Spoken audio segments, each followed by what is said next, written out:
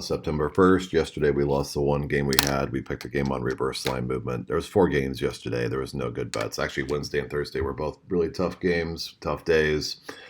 New month. So we're going to break down a couple games for you. The first game is going to be the New York Mets game, which I have right here in front of me somewhere.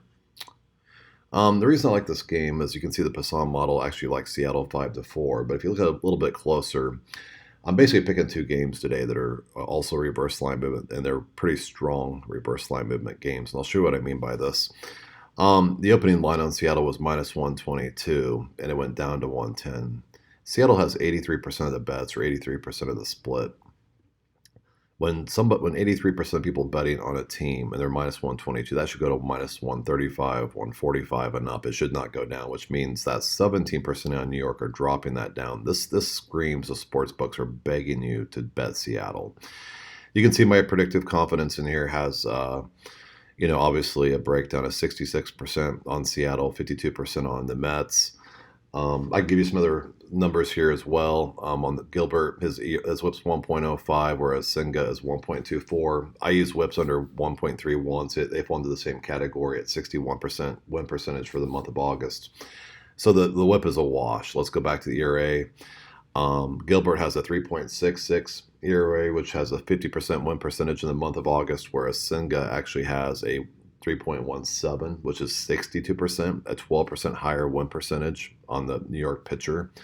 So you've got a pitching advantage on the Mets. You're getting basically an even pick'em game, and 17% is holding the ground, actually moving the line the wrong way. That indicator is pretty powerful to me. The 17% split has got a 35% win percentage, but those are typically not reverse line movement games, I'm guessing.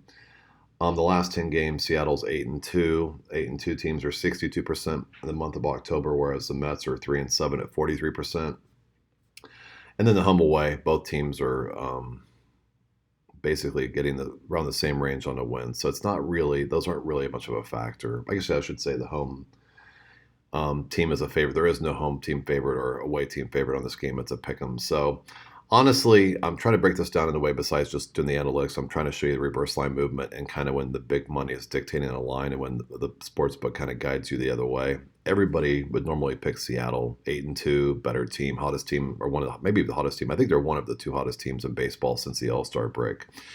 So anyway, I'm not falling for it. I'm taking the Mets. I'm putting 2 units on it. I'm going to run. The next game, very, very similar game. Is Milwaukee and Philadelphia. Man, tough game here. Interestingly enough, same kind of thing, reverse line movement. You can see Philadelphia started at minus 130. 75% of people have bet on this game, have bet Philadelphia.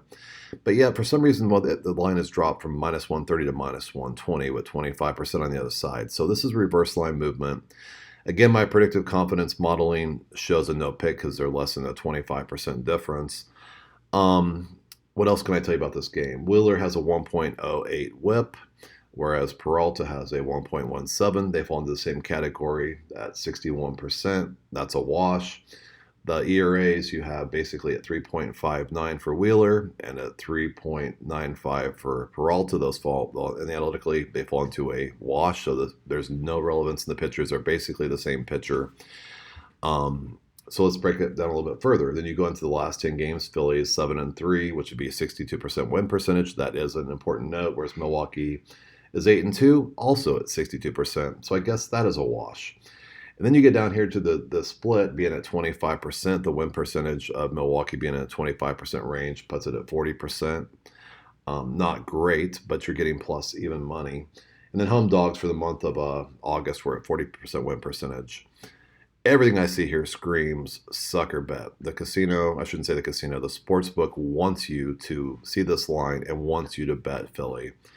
I'm not doing it. We're on plus money. I wish I just bet about 10 or 20 units on both sides. If one of them hits, you're in the making. But frankly, I'm going to put 2 units on both. I'm going to enjoy my non-stressful evening. One of these is going to hit, if not both of them. It's going to piss off the public, but we're going to take the money and run. So anyway, that's it for me. You guys have a good weekend. Let's go in 2-0 and kick off the holiday weekend. Bye.